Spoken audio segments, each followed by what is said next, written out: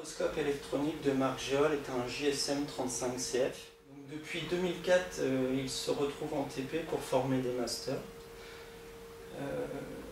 Il a servi quelques années jusqu'à l'apparition de quelques petits problèmes techniques. Donc, ce microscope électronique sert principalement à faire de l'imagerie topographique sur des échantillons métalliques et on peut faire des grossissements allant jusqu'à 100 000 fois. Le principe du microscope électronique, c'est qu'en fait, en haut de la colonne, nous avons un faisceau d'électrons avec l'échantillon qui se trouve en bas. Le faisceau d'électrons balaye la surface de l'échantillon et on peut visualiser l'échantillon grâce à cet écran qui est en fait un oscilloscope cathodique qui est synchronisé avec le balayage du faisceau d'électrons. La colonne du MEB, l'élément principal du microscope, est maintenue à un vide secondaire de 10-6 millibars grâce à des pompes à palettes qui sont derrière et une pompe à diffusion d'huile qui se trouve en dessous. Donc ici nous avons l'unité de contrôle de la colonne du microscope avec tout d'abord l'écran de visualisation, l'unité de contrôle de niveau avec le grossissement, l'unité d'enregistrement photographique qui marchait à l'époque avec des films Polaroid, l'unité de génération de balayage, l'unité de grossissement, l'unité des électrons secondaires, l'unité de contrôle des lentilles, l'unité de la tension d'accélération, et l'unité de contrôle du système de vide.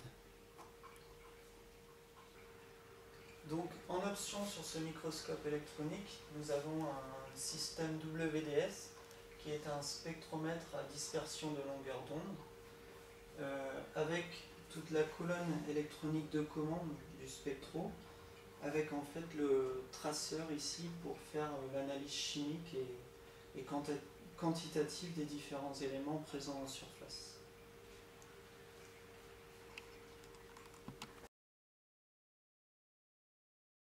Après avoir mis le microscope électronique en route, nous allons commencer par une pièce de 5 centimes d'euros datant de 2006 où nous allons observer deux détails. Alors le microscope se démarre un peu à la manière d'une voiture, donc là je vais faire la mise en route. C'est une mise en route automatique.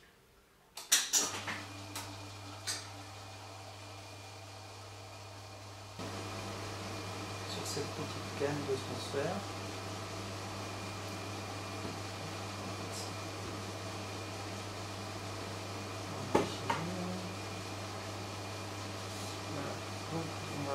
Remettre le sas d'introduction à la pression atmosphérique. J'allume le détecteur d'électrons secondaires, position SEI. Donc là nous avons déjà une image sur l'écran. Alors si on revient en grossissement par 10,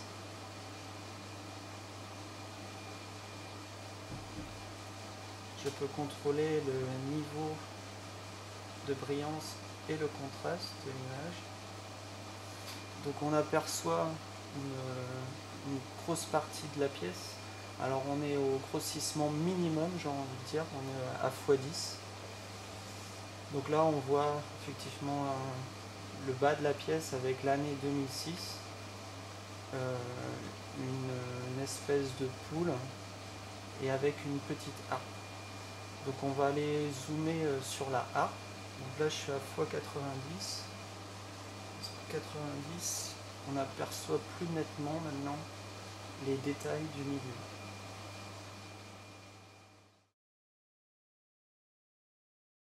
Ici nous avons le rack informatique qui permet de faire l'acquisition du détecteur. On va pouvoir procéder à l'analyse micro-X grâce au logiciel Tracor sur le système d'acquisition. Donc on va faire une acquisition rapide entre 0 et 10 keV. Donc je valide ici Donc sur la première moitié de la mémoire, entre 0, 10 keV, sur 1 seconde. Ok, et là je fais run.